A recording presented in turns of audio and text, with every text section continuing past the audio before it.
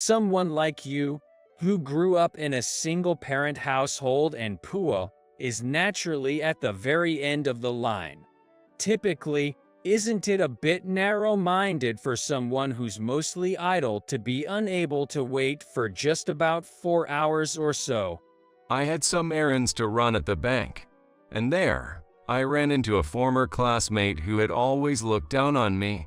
What's more, the teller at the bank today was that very ex-classmate. Despite having taken my number ticket, my number was skipped over. I asked him repeatedly when my turn would be, but he kept dodging the question, and in the end, I wasn't called until 4 hours later. I couldn't resist making a phone call due to my inability to wait any longer. And my ex-classmate didn't know who received it, and after that, he went through hell. My name is Kyle Johnson. I was raised in what you'd call a single-parent family, just me and my mom. The reason our family became a single-parent household was that my dad passed away due to an illness when I was in preschool. My mom, who had been a stay-at-home mom until then, took a job to make our lives and to raise me, turning into quite the career woman. I wanted to help out with our finances too, but as an elementary school kid, there wasn't much I could do. So I thought I'd help out with household chores instead. I'll do the cooking and laundry, I said to my mom, and I'll never forget the look on her face at the time. Hey, what's this little one talking about? Her eyes seemed to say. At first, she said no, claiming it was too dangerous because of the fire and knives, but after I insisted on doing it anyway, she finally gave in, and I was allowed to take on the household chores. But of course, there was no way a kid in elementary school could handle all the chores, and my mom knew that too. So, I started with bathroom cleaning and other chores like that. And when it came to cooking or using knives and fire, I always helped accompanied by my mom. The deal was that I would never do those things alone while I was in elementary school. As time went by, I gradually learned to cook, and by the time I entered middle school, I was finally allowed to cook on my own, truly taking on all the household chores. But I deeply felt the difficulty of housework. I have memories of respecting the people who do this chores every day. Even as a child, growing up like this, I didn't play with friends much after school. I wanted to help my mom more than I wanted to play, so I often declined invitations, leading to somewhat of an isolation in my class. Especially, a classmate back then, Ken Morrison, always ridiculed me. Kyle, my mommy told me you're from a single-parent family, ho. Yay, that's right. Single-parent families never lead to a good life, my mommy said. He said smugly. So I told him, you should stop calling her mommy. We're in elementary school, you know. That got Ken all riled up. From then on, Ken started to pick on me even more. If I was using a short pencil, he'd say, because you're from a single-parent family, you can't even get a new pencil, huh? And if my sweater was slightly unraveled, hey, can't afford a new one. Even though my pencil was short length, it was still usable, and my sweater just had a bit of yarn sticking out because it got caught on something. Nonetheless, finding such minor things, Ken had been mocking me, saying it's because I come from a single-parent household. I would respond with it's still usable, or it's just a little unraveled, but I'd just get laughed off with yeah, because you're poor from that single-parent household. It felt like Ken had just learned the phrase single-parent family and wanted to say it just for the sake of saying it. And Ken's attitude didn't change even in middle school, greeting me in the hallways with hey, single-parent Kyle. By then, I had started to ignore him. It was too much trouble to engage. Instead, someone else stood up for me, yelling, Ken, enough is enough. That was one of my classmates, Hannah Rivera. I met Hannah when I was pondering over what to make for dinner tonight, while picking out groceries at the supermarket, and she happened to be shopping there too.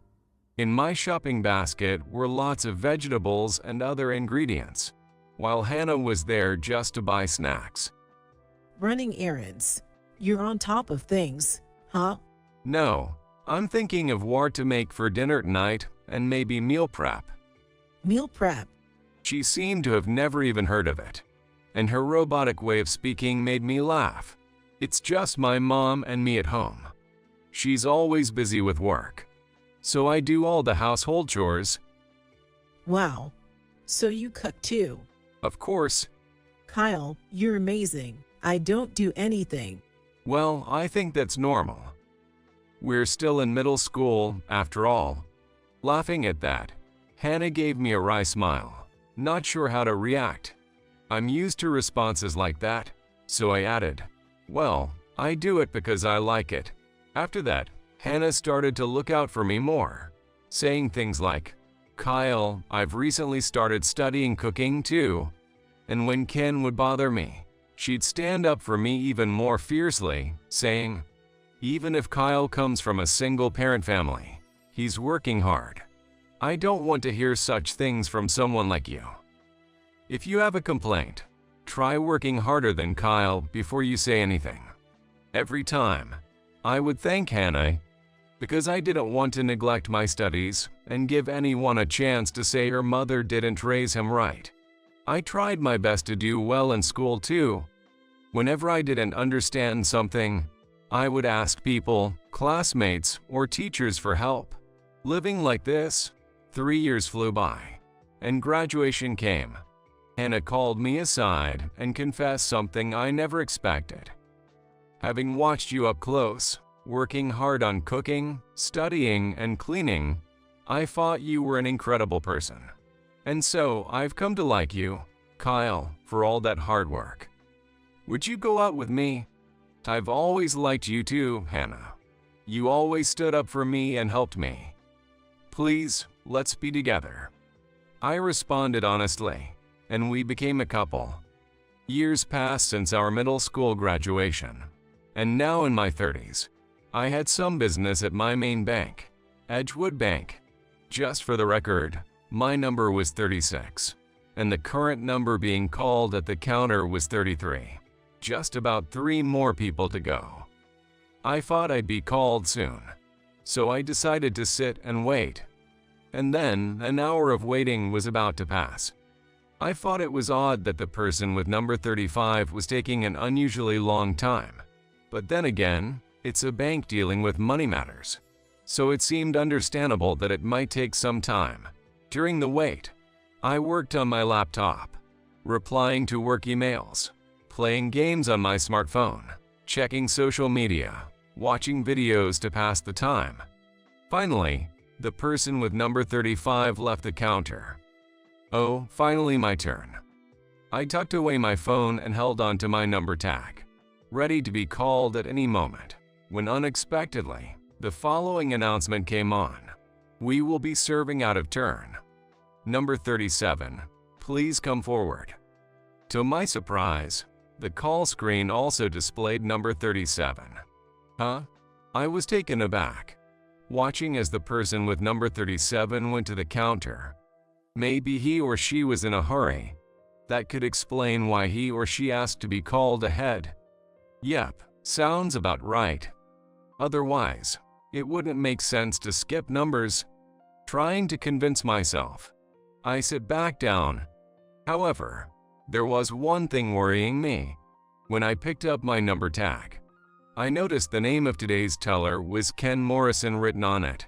Seeing the name, I remembered a former classmate with that name, and glancing at the teller's face, it was indeed him. I almost called out Ken. In surprise, I hadn't seen Ken since graduating from middle school, but he looked much like he did back then. He ended up working at this bank. I also didn't expect to be at this branch.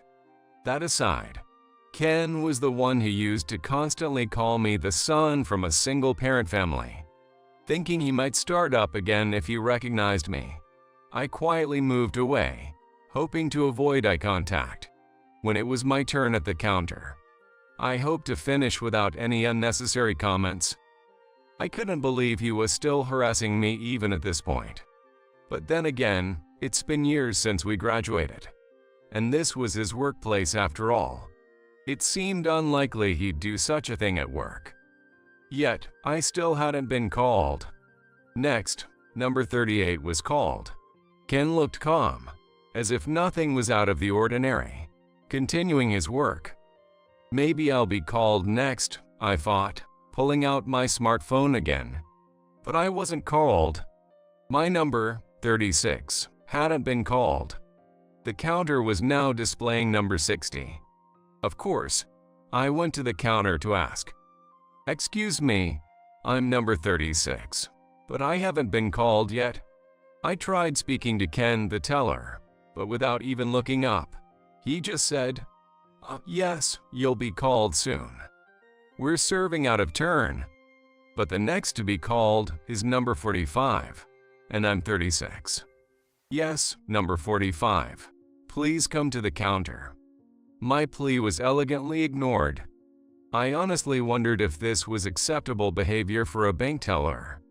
Thinking maybe Ken was the problem, I approached another attendant and mentioned my number had been skipped. But all I got was "Please wait, or I'll let the teller know." I couldn't help but deliver a punchline. No one else seemed to be going to address this. Please forgive my inner snark. By this point, I had been at the bank for nearly 2 hours. Now, it seemed all I could do was wait, ready to be called at any moment. So, I settled in to wait once more, working on my laptop while keeping an eye on the counter. As the bank's closing time of 3 p.m. approached, I had been at Edgewood Bank for about 4 hours. Eventually, without my number ever being called, I heard the rattling sound of things being put away. When I looked toward the counter, to my surprise, they were starting to clean up. "Hey." I couldn't help but raise my voice in shock, hurriedly packing up my laptop and rushing to the counter where Ken was. "Hey, I haven't been called yet." When I showed Ken my number tag, he snorted with laughter. "Oh, is that so?" I had planned to call a poor folk from a single-parent household at the very last, but I completely forgot. He chuckled. So, he knew it was me and did this on purpose. I was really ticked off and retorted, "You said you'd call me next when I asked you several times." But he just said back to me, "I said I thought I could call you next, not that I would." Kyle, someone like you, who grew up in a single-parent household and poor, is naturally at the very end of the line. This time ain't gonna be no big deal anyway, right? It's just a matter of waiting, so chill. Besides, isn't it a bit narrow-minded be unable to wait for just about 4 hours or so? The bank isn't running on charity, you know. I was stunned by Ken's audacity, knowing it was me, and just because my family is a single-parent household. He assumed we were poor, made me wait 4 hours without an apology. And now, he's saying I'm narrow-minded for not being able to wait. I've made up my mind. Fine, that's enough. I'll take care of you now if you want. But it's past 3 o'clock, so you'll need to come back tomorrow or later. Ken said, laughing as if he found the whole situation hilarious. Disappointed in Edgewood Bank for allowing someone like him to be a teller, I left without saying another word and made a phone call. The next day, the branch manager of Edgewood Bank was at my doorstep. "Mr. Johnson, I sincerely apologize just like this. So could you please reconsider canceling your account with our bank?"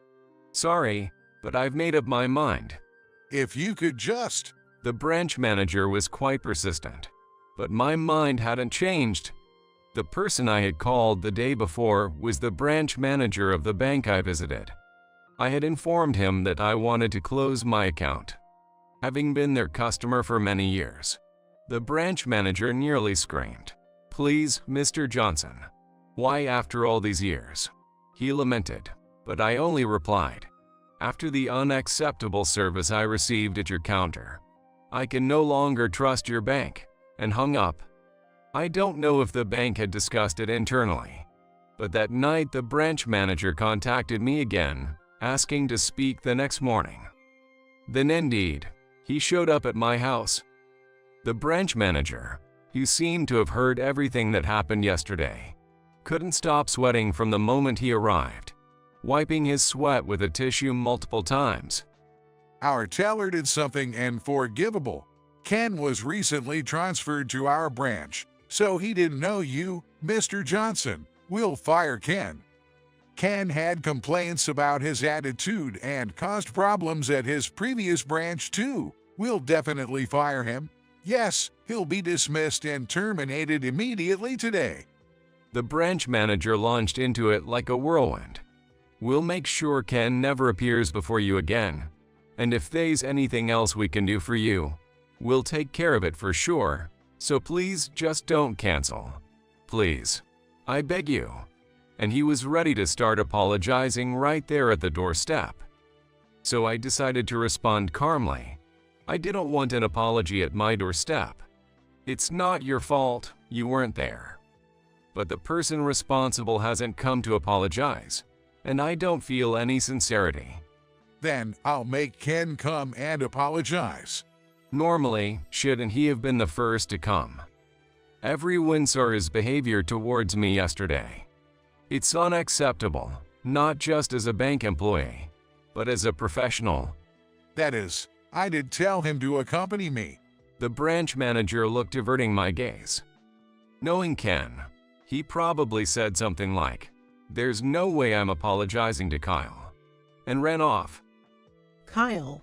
When I turned around, there was Hannah. Hannah and I had been together since graduating from middle school, and after finishing college, we started living together. Fairway Bank is willing to accept our entire deposit under the conditions you set. They said they're ready to proceed with the paperwork right away. All right, thanks.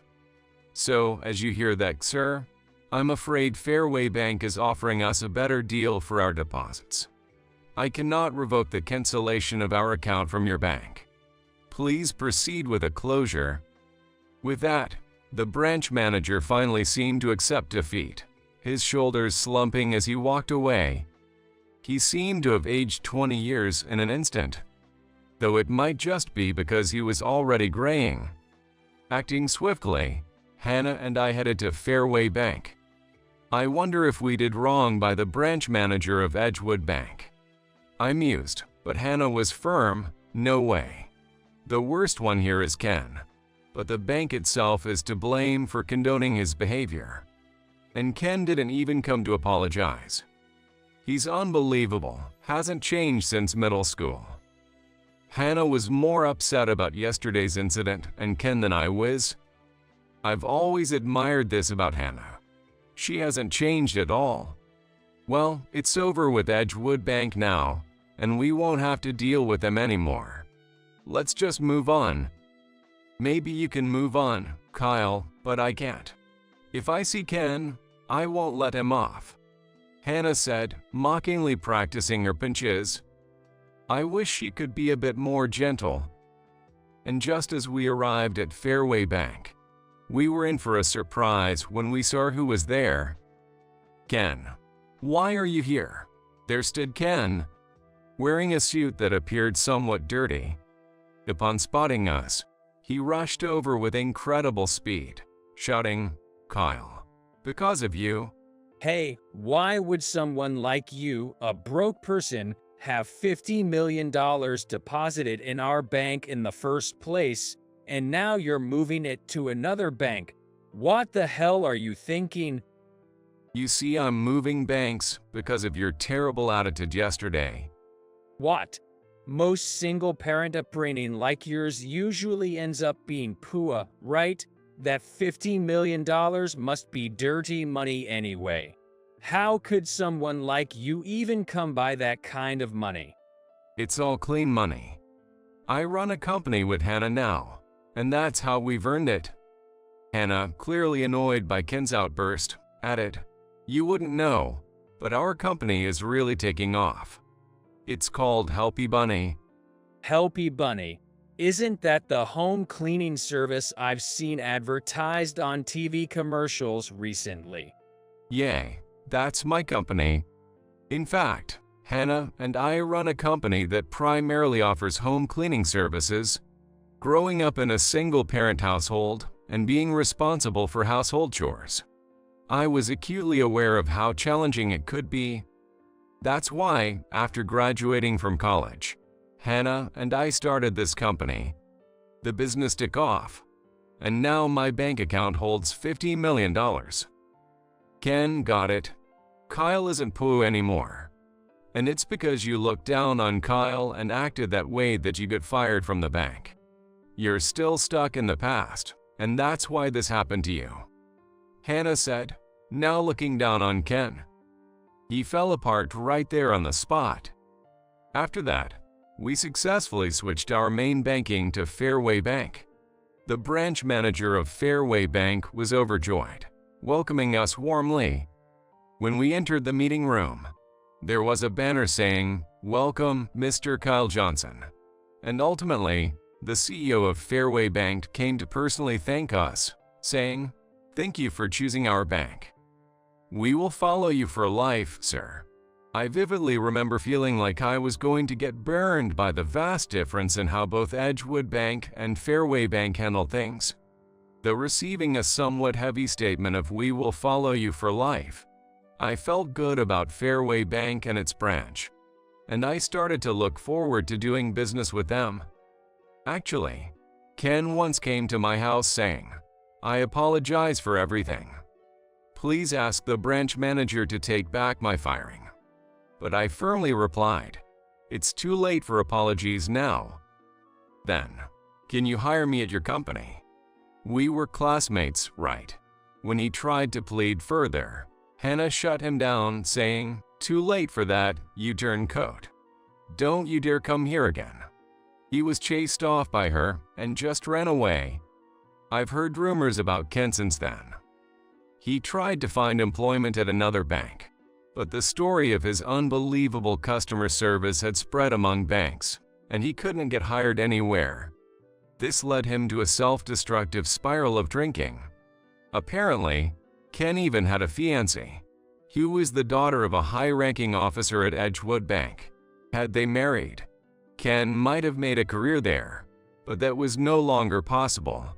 Currently, he's said to be missing, not having returned to his hometown, despite it being a result of his own actions. I couldn't help but feel a bit of sympathy for him. Hannah and I remained busy running our company, Helpy Bunny, offering two types of services: an affordable easy access course for regular households, and a pricier luxury course with enhanced services. Considering a new course that would fall in between these two, I discussed it with Hannah. That sounds good. Every household has different financial situations and needs. Maybe even a custom course could work, suggested by Hannah. Seemed like a good idea, especially now that we had the financial means to explore new customer segments. We conducted surveys among our employees and on social media to gather feedback, and I stumbled upon a certain online news article titled, "The Reality of Young Carers." It detailed how young carers, besides caregiving, are also burdened with household chores, leaving them no time for themselves. I hadn't considered the double burden of caregiving and housework. Despite knowing how tough just the housework was from my own childhood. But these kids known as young carers are going through so much every day, with both housework and caregiving. I remember how tough it was just doing housework every day, with no time to hang out with friends. That's when I came up. If families with young carers could use our home cleaning services, it might at least reduce their burden of housework, setting the price even lower than our easy access course, to the point where it could almost be considered volunteer work. Might make it more accessible for families without becoming a financial burden. I shared this idea with Hannah, wondering what she thought about such a course. I came up with this course idea. What do you think? That sounds amazing.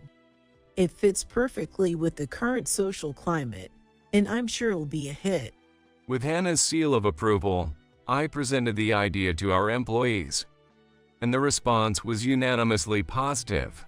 "If we can help the young ones, count me in," said veteran employee Smith, leading the charge with encouraging words like, "For young students, studying and playing are their jobs too.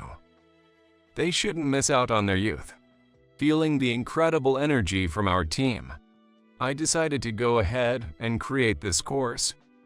We named this service tailored for families with young carers the Helper Course and launched it as a new offering from our company. As expected, it was a massive hit, drawing requests from numerous families asking if we could ask your service. The attention it garnered even led to media interviews from TV and magazines, further increasing the demand for our company's services. To meet the growing need for our services, I found myself personally visiting clients' homes to provide cleaning services, especially since there's a significant demand for male staff services. Being on the front lines and receiving heartfelt thanks from the clients made me feel truly fulfilled and reaffirmed the value of our work. As the company continued to grow, with an increasing number of male staff joining our ranks, we experienced busy yet fulfilling days.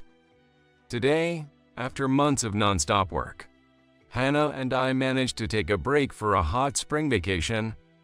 Additionally, this hotel is of a decent standard, so I also had an ulterior motive of using the behavior of the employees as a reference, always looking to absorb anything that can improve our business.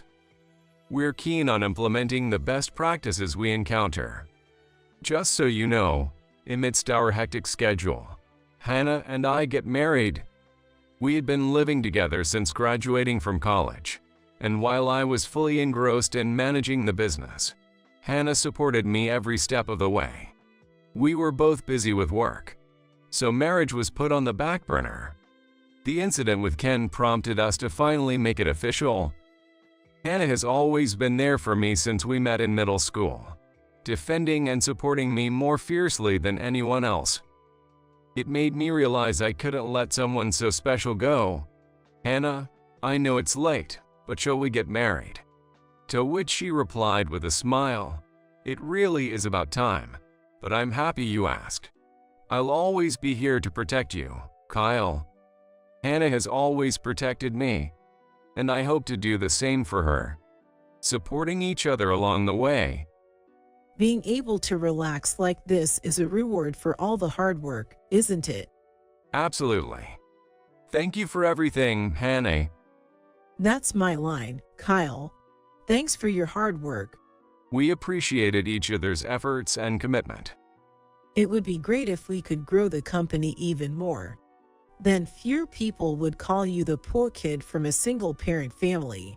The one who said that the most is now missing in action. It's his own doing. Where you come from doesn't determine the outcome of your efforts. Indeed, as Hannah said, one's family background doesn't dictate their ability to achieve success. Despite not being raised in a normal family with both parents around, I managed to graduate from college, start a company, and lead it to success through my own efforts. It all comes down to personal endeavor, which I've experienced firsthand. The results of hard work will always benefit oneself. I hope to continue working hard, achieving great results alongside Hannah and our employees.